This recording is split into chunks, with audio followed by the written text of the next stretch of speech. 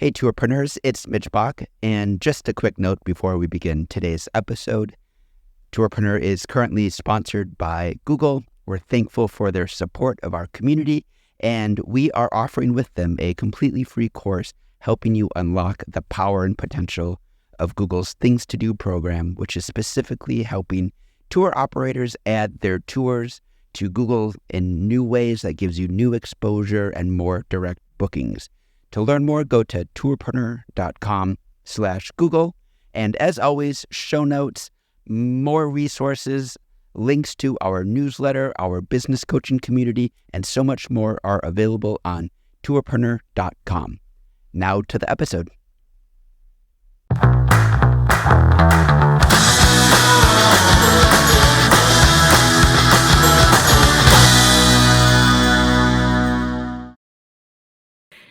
Welcome, everyone, to the Women in Travel Tourpreneur podcast. My name is Amanda Walkins. I am the Managing Director of the Tourism Marketing Agency, and I am delighted to be joined by a fabulous panel of women today who have very different perspectives and backgrounds and tour operations. So I will pass this along. Caroline, would you like to introduce yourself and tell everyone where you're based? Sure. Thanks, Amanda. I'm Caroline Connor, and I am Wine Dine Caroline. I do luxury wine and food experiences in Lyon, France. Fantastic. And Carol, would you like to introduce yourself? Thank you, Amanda. I'm Carol El Hawari. I am based in Egypt, and I own and manage Mr. and Mrs. Egypt and literary tours in Egypt. Fantastic. And Zakia, over to you.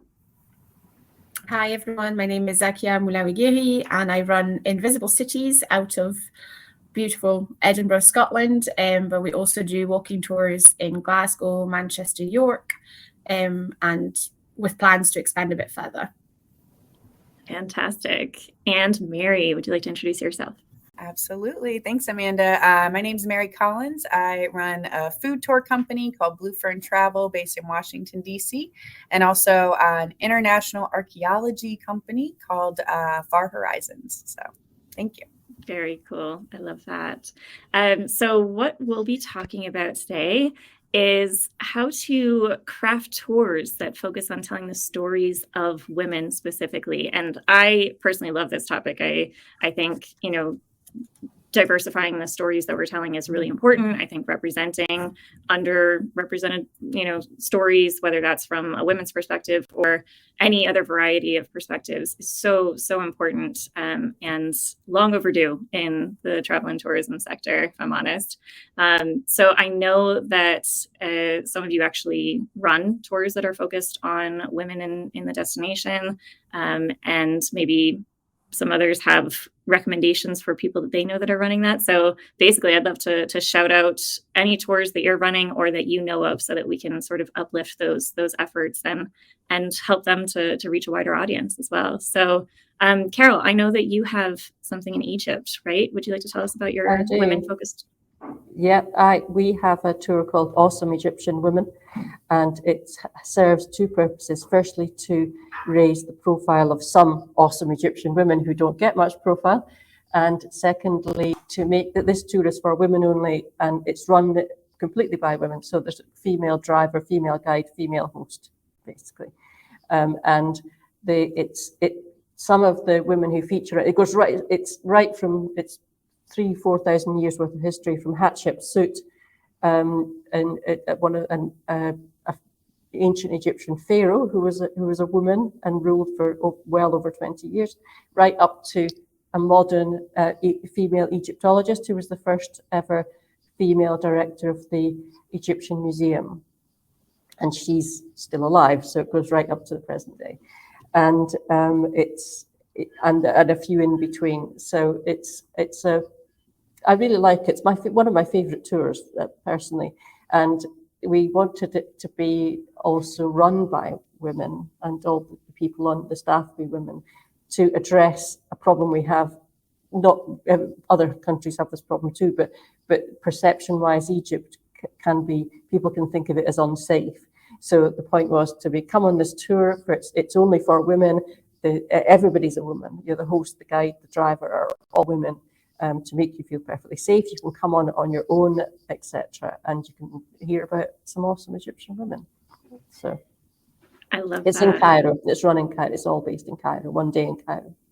Yeah, that's fantastic. Was that sort of a mission of yours to craft a women only, about women only and for women only tour? Yes, I can't even remember when I had the idea. I've had it for quite a while, and suddenly the name popped into my head as well, the Awesome Egyptian Women name. And it was quite hard to decide which women to feature on it because a lot of them are ancient Egypt and more modern contemporary women. But the good thing about the tour is that the guide that runs this, so you can talk about. So there are specific women named, but you can talk about lots of other women while you're doing it that are, that were key to Egypt's history. So yeah, but it's something I very much wanted to do and in fact, I'm going to do more tours just for women. Yeah. So are you already seeing that there's, interest and There's appetite for this? definitely, yeah. And I think Egypt has such an opportunity because it's got thousands of years of history. But there were a number of key women in ancient Egyptian history who you'd get totally dominated by the male pharaohs. But there were some really, and it's incredible really when you look back on the history, how many women were significantly important in an extremely patriarchal society. So I'd like to focus on even more of them. Yeah. I love this. And Zakia, I think you have something sort of similar that you're running in Edinburgh, at least. Yes, and I think you went on our Women of Edinburgh tour, Amanda, at the very beginning of that. Yeah. We have a Women of Edinburgh tour and also in Manchester, Women of Manchester, very similar, reasoning. And we have, in a city like Edinburgh, more statues of named animals than of named women. And we thought, the lack of representation is absurd, and women are not featured in other maybe mainstream tours or street names, etc. So it came from our side. So I guess similar to what Carol was saying as well. We train people who have a different experience of the cities, may have experienced homelessness, and for women that means sometimes trauma, domestic abuse, different challenges, complex issues. And one of our trainees, the first time we organized training, said, why don't we learn about the women? Who are the women? Where are they? And why am I hearing about the kings? And, and she really wanted to, for a role model purpose, I guess, discover them. And so we did that work together. And then it was a question of empowering our women trainees to see, to find out who the women were and to discuss them and introduce them to the public. And I think what we talk about also on the tour is issues that are related to women. So for us, for example, in the Edinburgh tour now, we talk about period poverty and why that matters and what that is. And in a country like Scotland, who now delivers free period products in schools and in public places and things like that. And so sometimes it's still a bit of a difficult conversation they're like, why are they telling me about periods and why that is, especially when it's an all male kind of, guests. But one of our guides even took it further and had tampons with her on the tour to kind of show, to highlight a company, and was like, this is what they do and this is why it matters. But also we talk about women in homelessness and how different it is than men, etc. So I think being the spokesperson, I think it matters for our guides, but also it matters to me as a women business owner. And I think it's so having that message forward is important. And also it's a really good product to sell because it's quite popular, and people, I think, we have a lot of interest from different groups and different schools, for example, who do want to learn about it, and it's enabled us to have very cool collaborations in the cities we have a Scottish writer, Sarah Sheridan, who writes historical novels, and she, I usually have it here, but I think it's in the other room. She wrote a book called Where Are the Women?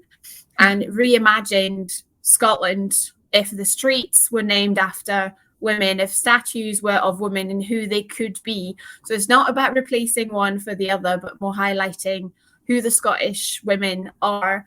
We have a campaign right now around witches of Scotland and rehabilitating them. So kind of, you know, and that enables us to collaborate with these projects, with these people on doing different things in our community. So it was a no-brainer, really. And then over COVID, when tours were not available and we couldn't have anything happen, we also developed a lot of content and merchandise related to our women tours. So for example, we did a wee card game, like a top trump, like that. Each card is a famous woman, and you have a wee blurb about who they are and what they achieved and why we think they're awesome.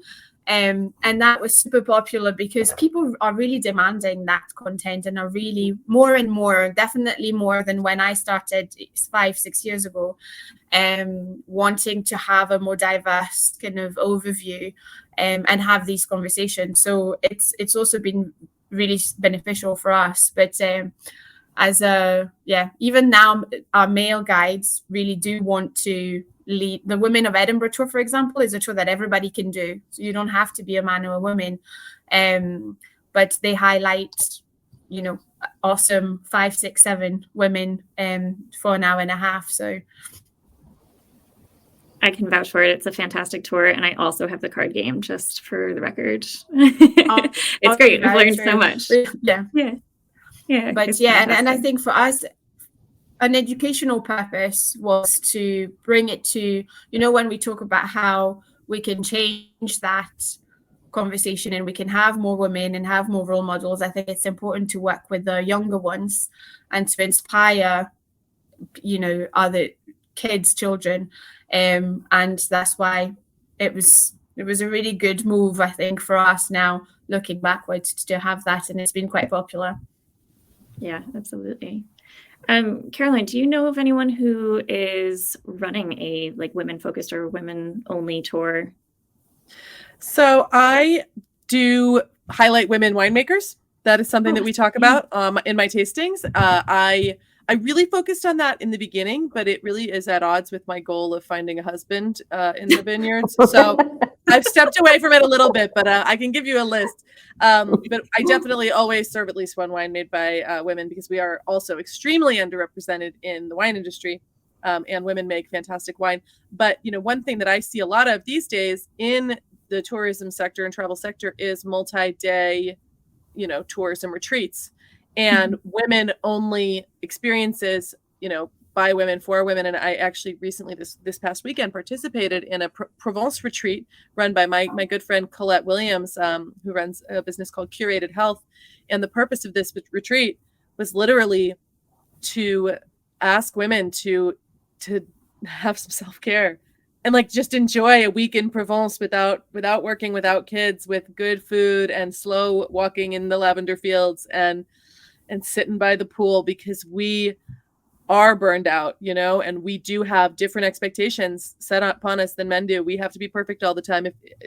Totally separate, but if you are a woman or women identified or a man, and you want to read a really good book called Burnout by Emily and Amanda Nagoski, and it really is particularly about women and how stressed we are when we have these insane expectations upon us. So I think there's a lot of room in the wellness travel sector for female only experiences, and that those are things that I'm also going to be leaning into more. And, you know, maybe like Women's Wine Week, where we just visit female winemakers, and that kind of stuff does appeal to me, because obviously we do need allies in men, but we also do, you know, really thrive, I think, in environments where we are, you know, having solidarity and, like Carol mentioned, safety in this particular way. I mean, I love the idea of your awesome Egyptian women tour, and I will definitely come do it one day. And I would do a multi-day trip like that, you know, because those are stories that I'm interested.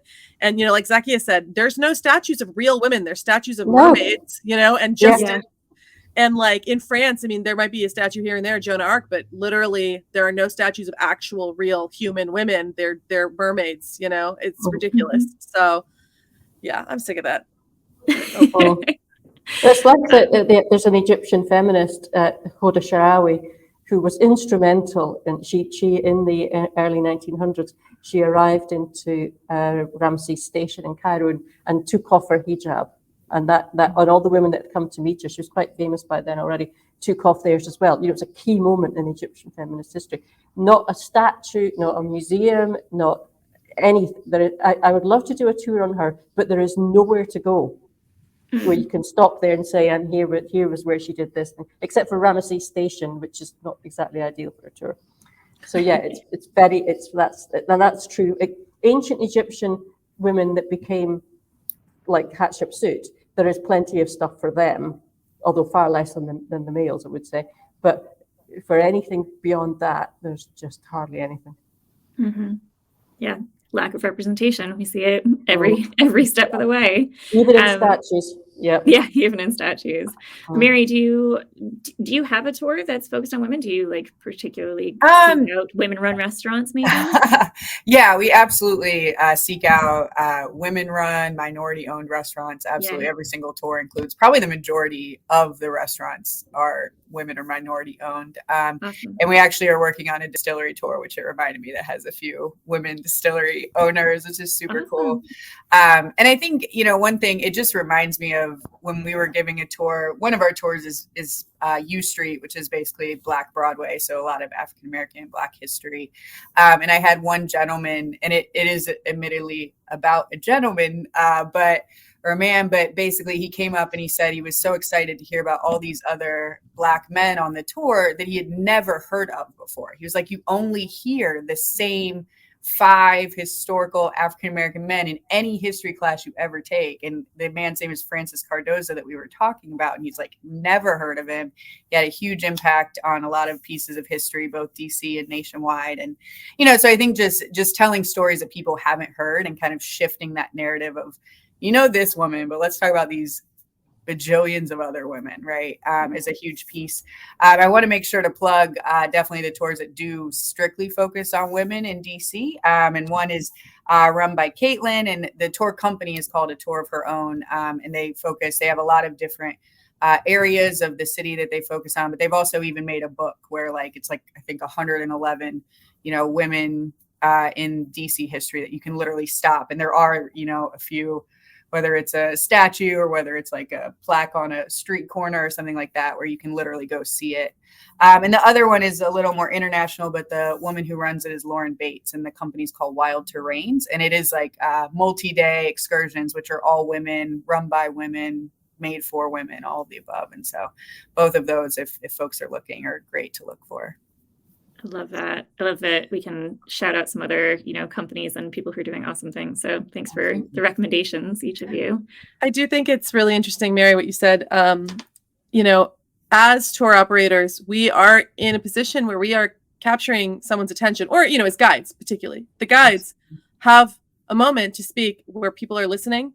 And so it is, you know, even around my table when I do a wine tasting, I talk about colonialism and wine. I talk about women and wine because people are listening to me. And so I would ask the men that might listen to this podcast, and I wonder how many dudes are going to skip over this series, you know, because they're going to think it doesn't apply to them.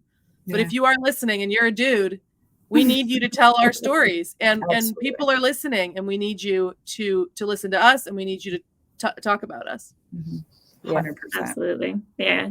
And when, you know, for each of you that's crafting a tour that is telling the stories of women or of underrepresented groups, is it much more challenging than your normal tour itineraries and you know, tour creation? Is there an extra hurdle that is required here? Yes, women drivers in Egypt. There, we had to. In fact, we're going to have to. We have one woman driver, but we're going to have to train more, basically, because we have one. That's it, one in the whole of Egypt, in the whole of Cairo. Wow. How about tour guides? Has anybody had difficulty with women tour guides? Yeah, for us, it's also a lot. Yeah, it's difficult to recruit women. And it's probably now an 80% men, 20% women who start.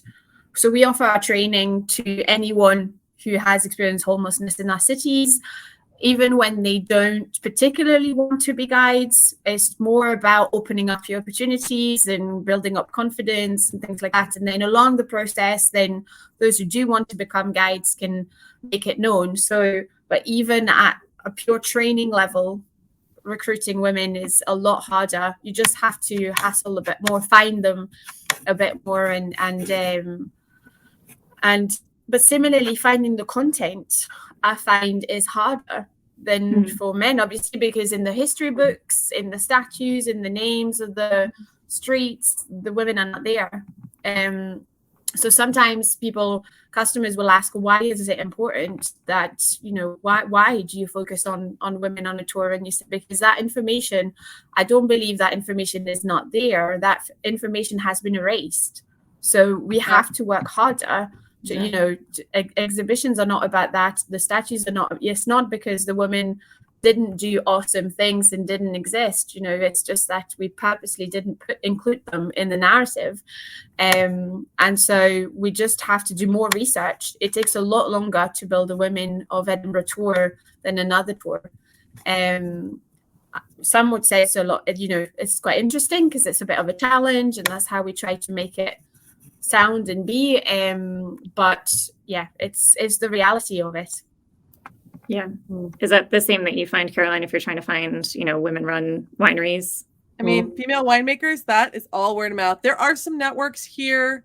I mean, there are networks now. All this stuff is pretty new. I mean, really, 30 years ago, you were not seeing that. And there are some incredible pioneering women in every region, but we're still few and far between. And it's, it's funny. I met a guy recently and I was like, oh, I really love your wife's wine. And he has his own wine. He's like, what about my wine? I was like, yeah, but I love her wine. Sure, it's better than yours. I didn't say that, but it is. No, it's a lot of it's word of mouth. A lot of it is sometimes there are networks. I do think I would encourage all women in whatever sector you're in to join, networking, professional networking groups for your niche. So I'm in ladies wine, and there are other people in tourism in that, but it's a wine group, right? And it would be cool maybe to have a tourpreneur spinoff group, for women. And obviously we don't want to exclude people that maybe you're not men or women or, trans community and LGBTQIA and everybody. I do think that women in general, we do hopefully have a lot more solidarity with those groups as well and can be welcoming to them. But, talk about invisible stories too. Yeah. So it's, there's a lot of work, there's a lot of work to do. Yeah, absolutely. Mary, have you found it to be extra challenging to find either women-run restaurants, or you mentioned the distilleries as well? Yeah, I mean, I guess maybe it's like challenge accepted, I don't even think of it as like, it's just part of what we do. And so that's very literally what we're looking for. And, I say this to my guides sometimes. My goal really is to have a tour where like the name George Washington literally isn't in the script. We're not talking about it. You can go on any other tour and hear as much as you want, but whatever, we can really focus on those untold stories. And but I do think, maybe it's just the DC area, but we haven't had like a huge struggle with that, which is the good news. And similarly with hiring guides, a lot of times I'll only have a recruit full of women, and then maybe the next round it's all men. It just kind of doesn't seem like there's a rhyme or reason to it here. So maybe we're kind of lucky in that sense. Yeah, that does make it easier for sure. Yeah. I was just the other day, I just found a female videographer, which I was really excited about because it seems to me that the vast majority of photographers and videographers here in Egypt are men. So I was really, and her work is amazing. So, and I was so happy because she's a woman. Yeah. So. And as Caroline was saying, that solidarity, uplifting other voices and making sure that we're working and collaborating with other women who are entrepreneurs or, trying to step into different industries, especially. That's hugely helpful. Yeah. And the exchange of money, I've said this multiple times, but the exchange of money, paying that women videographer means something. It matters for us to spend our money on other women. And, Zakia, I was wondering, you were saying it was really hard to recruit, that perhaps one of the reasons for that is that stigma and shame around being homeless is tenfold for women. you know, especially mothers, and maybe they, you know, it is a lot harder to be open about that vulnerability because it's so scary, you know, and that might be a part of it. It's that we have a lot of these challenges and burdens that just exist throughout, and we are at a point as leaders, as business owners, where we get to decide who gets our money. And I really do the extra work, because it is extra work, as Zakia said as well, to find these stories, like do the extra work to find a female videographer, to find female drivers, and to pay them. Yeah, I would just, I mean, for our business, we actually, it's just a policy that we pay full price for all the food. I think there are food tour companies out there negotiating discounts, and we just wholeheartedly do not agree with that. Yeah, I agree. They deserve every penny. The servers get 20%, like, you know, we're all in, you know, so yeah, I 100% agree. And that's how you build good community too. Absolutely. Yeah. Well, I think you said that earlier, Caroline, right? Women invest more in their local communities. So case in point right there. I love to see that. That's fantastic. Well, I just want to thank all of you for contributing, for sharing your stories, your insights, your impassioned words. You know, let's keep talking about women in the travel industry and uplifting other women who are doing awesome things, whether 3,000 years ago or today. I think it's all important. So thanks to each of you, and we'll see you all next time. Thank you, Amanda. Thank you.